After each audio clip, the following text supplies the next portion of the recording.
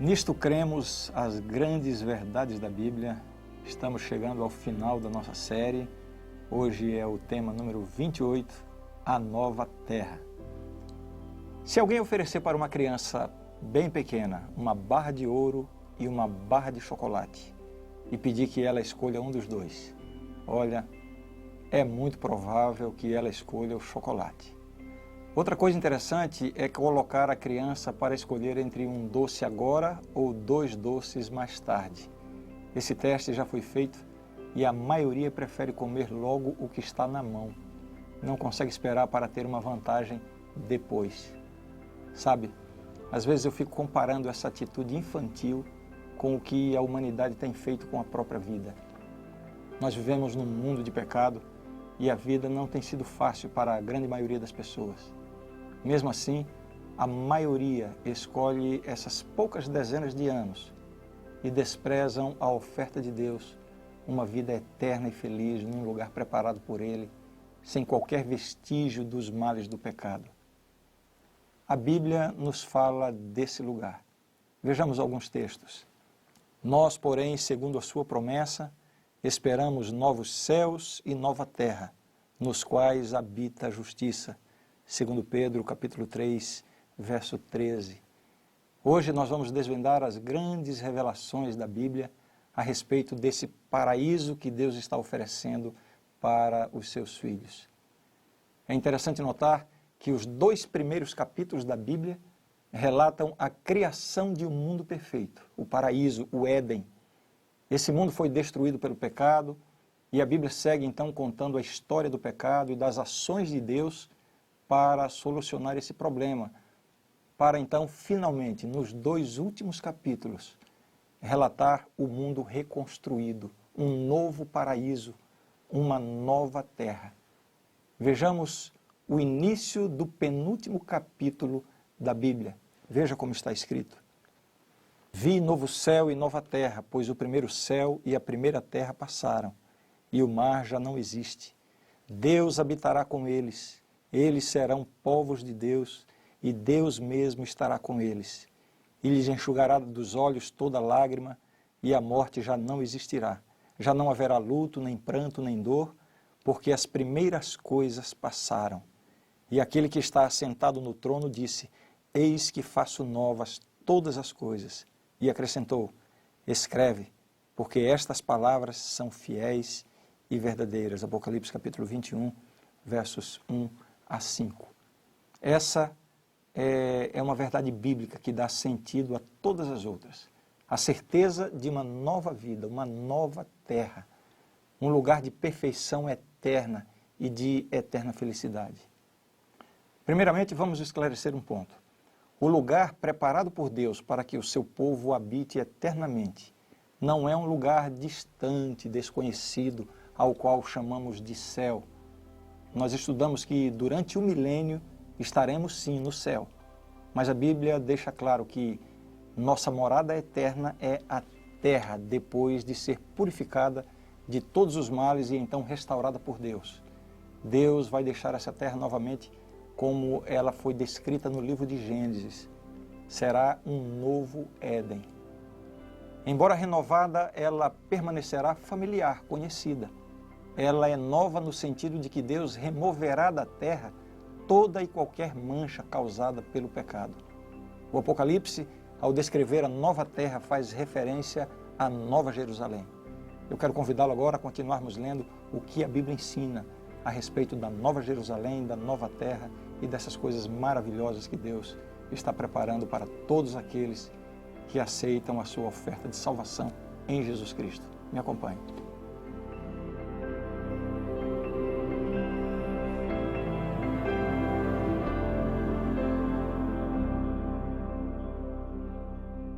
Então vamos começar vendo algumas passagens da Bíblia que nos falam sobre a Nova Jerusalém e como ela é descrita de maneira extraordinária. Vamos começar então lendo aqui Apocalipse capítulo 21, versos 2 e 3. Vi também a cidade santa, a Nova Jerusalém, que descia do céu da parte de Deus, ataviada como noiva adornada para o seu esposo.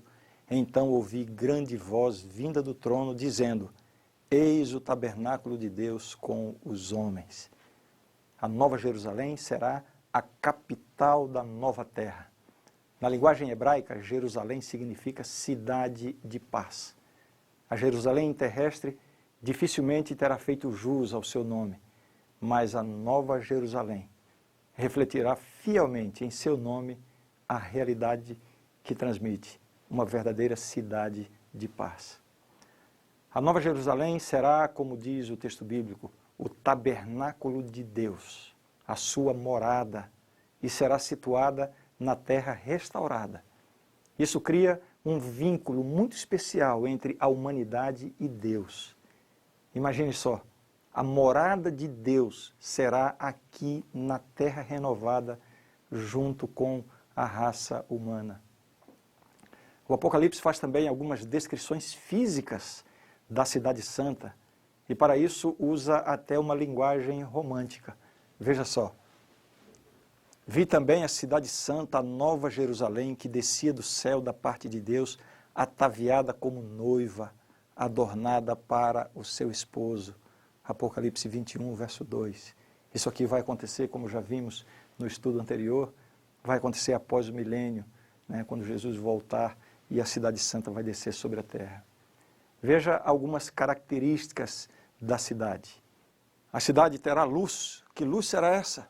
Diz assim: a cidade não precisa nem do sol, nem da lua para lhe darem claridade, pois a glória de Deus a iluminou, e o Cordeiro é a sua lâmpada. Apocalipse 21, 23. O Cordeiro aqui é Jesus Cristo. Vejamos mais descrições a respeito da cidade. Não haverá noite. Interessante isso.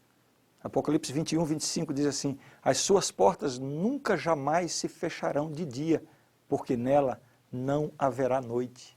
Que interessante será essa cidade, não? Então já não haverá noite, nem precisam eles de luz de candeia, nem da luz do sol, porque o Senhor Deus brilhará sobre eles e reinarão pelos séculos dos séculos.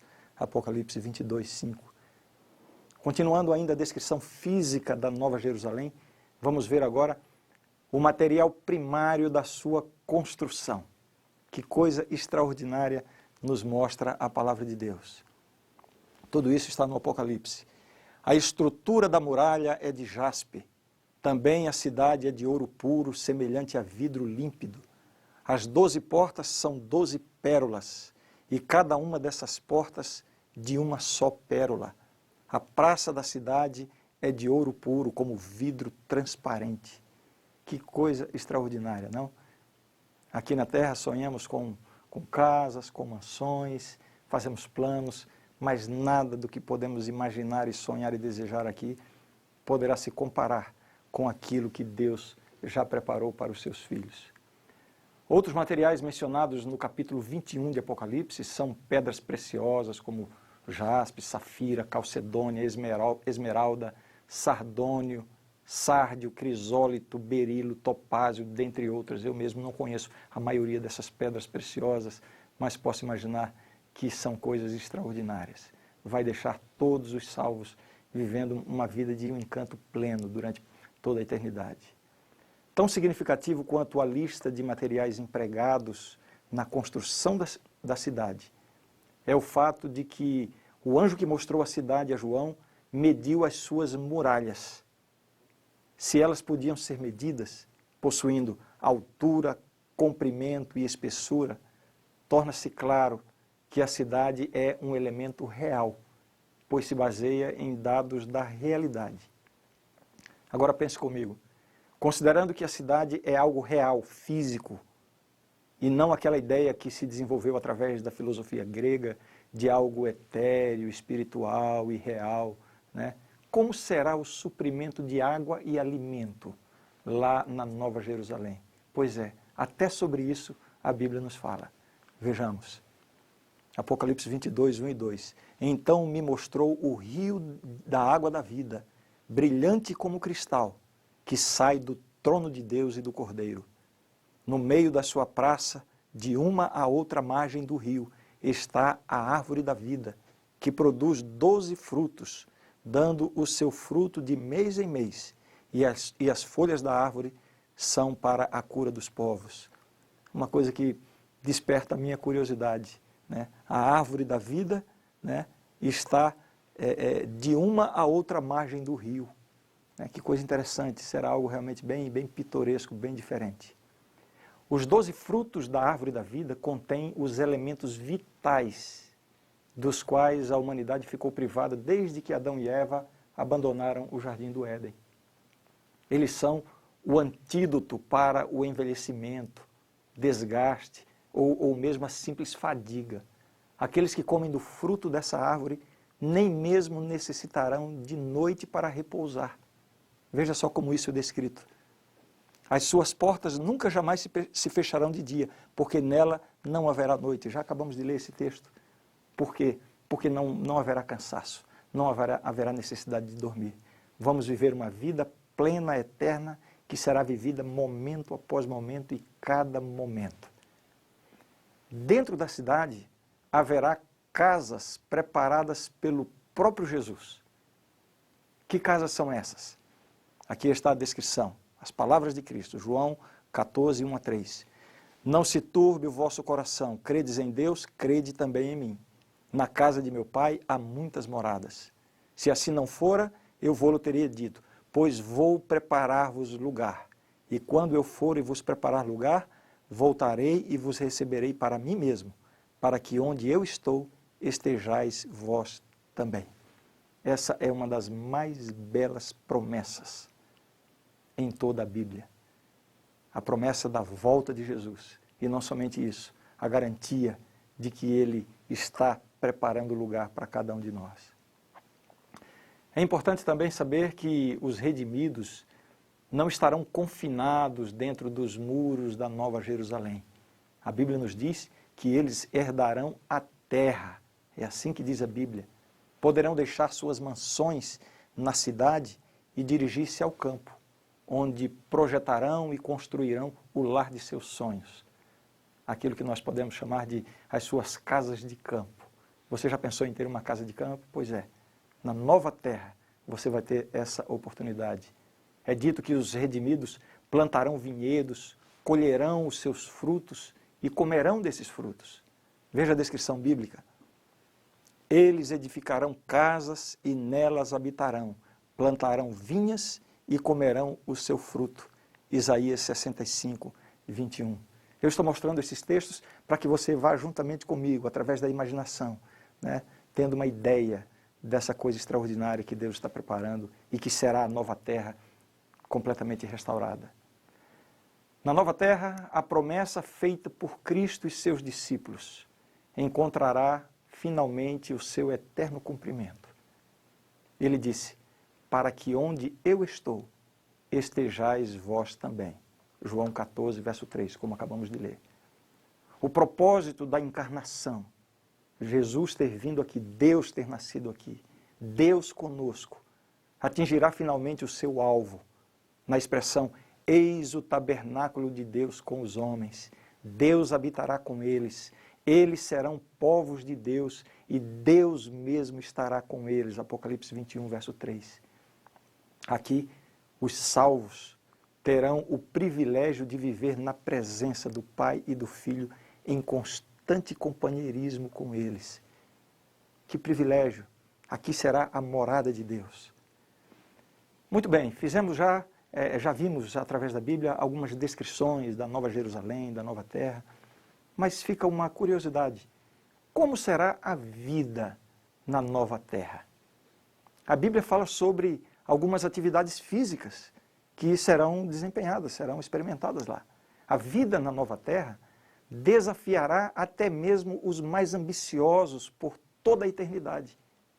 Imagine, nunca chegará um momento em que os redimidos se sentirão entediados. Você consegue imaginar isso? Viver por toda a eternidade. Isso significa milhões, bilhões, trilhões de anos sem fim. É impressionante. Não cabe em nossa cabeça agora. Tudo lá será muito mais e muito melhor do que o melhor que nós possamos imaginar aqui. Veja o que diz esse texto. Nem olhos viram, nem ouvidos ouviram, nem jamais penetrou em coração humano o que Deus tem preparado para aqueles que o amam. 1 Coríntios capítulo 2, verso 9. É isso que Deus está preparando para cada um de nós. Bem, já observamos a promessa bíblica de que os redimidos construirão casas e nelas habitarão, de acordo com Isaías 65, verso 21. Construir implica projetar, edificar, mobiliar e potencialmente remodelar ou reconstruir. E a partir da palavra habitar, podemos formar a imagem de uma ampla gama de atividades relacionadas com a vida diária. A motivação subjacente a toda a existência da nova terra é a restauração daquilo que Deus havia planejado para a sua criação original lá no Éden. Agora imagine, se no mundo de pecado, com a mente humana afetada pela degeneração física, o encurtamento da vida para apenas algumas décadas, se com tudo isso o ser humano foi capaz de atingir os níveis de desenvolvimento científico e tecnológico que nós temos hoje, imagine só, uma raça regenerada, vivendo no mais elevado vigor de suas aptidões físicas e intelectuais e tendo a eternidade diante de si. Que coisas serão realizadas, projetadas, idealizadas? É impossível imaginar o nível de desenvolvimento e progresso que o ser humano, livre de todo pecado, poderá alcançar ao longo da eternidade. Uma coisa eu sei, a vida lá não será nem um pouquinho monótona. Grande parte da nossa alegria na terra renovada será obtida através de relacionamentos. Agora aqui fica uma pergunta, uma curiosidade. Nós vamos reconhecer os nossos familiares e os nossos amigos na nova terra? Veja, depois da ressurreição de Cristo, os discípulos puderam reconhecê-lo facilmente. Maria identificou a sua voz, Tomé reconheceu sua aparência física e os discípulos de Emaús reconheceram as suas maneiras. Jesus afirmou que no reino dos céus, Abraão, Isaque e Jacó conservarão as suas identidades. Isso está lá em Mateus capítulo 8, verso 11. Assim, nós podemos imaginar com segurança que na nova terra seguiremos mantendo o relacionamento com aqueles que hoje conhecemos e amamos. A Bíblia diz que os redimidos formam uma grande multidão como a areia do mar. Imagine, que ambiente extraordinário, quantos amigos, quantas coisas para fazer, quantas ocupações. Olha, você não pode ficar de fora disso, viu? Uma coisa interessante de observar nos textos bíblicos sobre a nova terra é para descobrir também o que não haverá na nova terra. Já vimos aqui muitas coisas que serão desfrutadas lá, mas o que a Bíblia diz sobre o que não haverá na nova terra? Vejamos aqui algumas declarações. Apocalipse 21, 4. Ele lhes enxugará dos olhos toda lágrima, e a morte já não existirá. Já não haverá luto, nem pranto, nem dor, porque as primeiras coisas passaram. Algumas pessoas ficam pensando, como eu poderei ser feliz se algumas pessoas que eu mais amo não estarão lá? Bem, em primeiro lugar, vamos lembrar que durante o milênio, como já estudamos, teremos todas as explicações porque cada uma dessas pessoas não estará na nova terra. Entenderemos que elas não se prepararam para isso, logo não iriam se adaptar a esse estilo de vida. Uma pessoa que não se preparou para viver na nova terra, se fosse levada para lá, seria completamente infeliz. Por outro lado, Deus vai nos libertar de todas as lembranças que poderão nos trazer tristezas. Esse é o grande conforto que nós temos. Veja o que diz o texto. Pois eis que eu crio novos céus e nova terra, e não haverá lembrança das coisas passadas. Jamais haverá memória delas. Mas vós folgareis e exultareis perpetuamente no que eu crio, porque eis que crio para Jerusalém alegria, e para o seu povo regozijo. Isaías 65, versos 17 e 18. Existe muito mais coisas sobre a nova terra na Bíblia, mas precisamos ir parando por aqui porque o nosso tempo já está acabando. Eu vou mencionar rapidamente somente mais duas coisas. Primeiro, uma profecia de Isaías que se aplica à nova terra nos fala que lá o sábado permanecerá como um eterno memorial de Deus, mesmo na nova terra. Vejam o texto. E será que de uma festa da lua nova a outra, e de um sábado a outro, virá toda a carne a adorar perante mim, diz o Senhor. E finalmente, temos a garantia de que a triste experiência do pecado, vivida pela humanidade por aproximadamente 6.000 anos, nunca mais será repetida. A forma como Deus lidou com o nosso problema foi tão sábia que jamais outra criatura de Deus irá se aventurar a desobedecer às justas e perfeitas leis de Deus. Então eu quero terminar lendo esse texto, Naum capítulo 1, verso 9. Que pensais vós contra o Senhor? Ele mesmo vos consumirá de todo, não se levantará por duas vezes a angústia. A garantia de que o pecado terá sido completamente vencido e jamais se levantará em toda a história do universo. E aí? Você gostou de saber o que Deus está preparando para os seus filhos? E o melhor de tudo é que tudo isso já foi pago. Jesus na cruz efetuou o pagamento. Você só precisa aceitar e permitir que o Senhor entre no seu coração e transforme a sua vida. Se você se sente incapaz de tomar essa decisão, busque a Deus. Ajoelhe-se diante dele e clame: Senhor, eu quero essa salvação, eu quero ser transformado, por favor, não me deixe de fora dessa bênção maravilhosa. Faça essa oração cada dia e você verá como Deus vai agir em sua vida. Deus está muito interessado em levar você para esse lugar de felicidade eterna. Você só não vai se você não quiser. Deixe que Jesus entre no seu coração. Aceite a oferta que Deus está fazendo para você. Não rejeite tudo aquilo que Jesus fez. E o nosso desejo é que o Senhor Deus derrame sobre você, sobre seus amados, sobre sua família, as maiores e melhores bênçãos. E que você esteja preparado para que quando Jesus voltar, estejamos todos juntos neste lar eterno.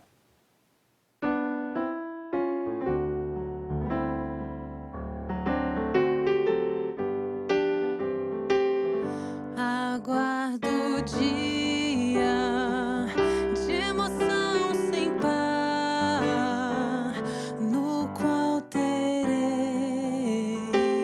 um belíssimo lar entre colinas e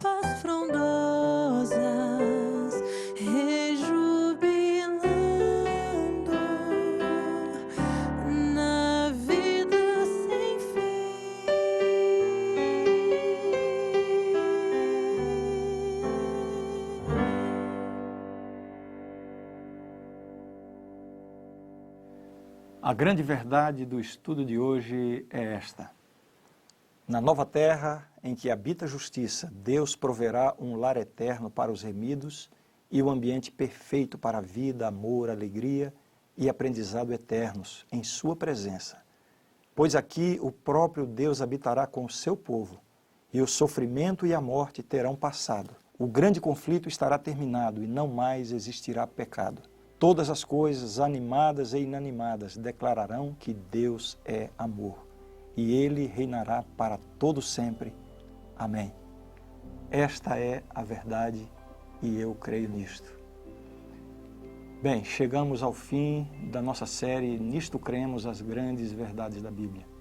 Toda a nossa equipe se empenhou o máximo, com dedicação, profissionalismo e muita oração, a fim de que o conteúdo dessa série ajudasse você a compreender melhor o conteúdo maravilhoso da Palavra de Deus. E, acima de tudo, que essa compreensão da Bíblia possa levar você a tomar decisões importantes ao lado do Senhor. Um grande abraço, fique com a bênção de Deus, hoje e sempre.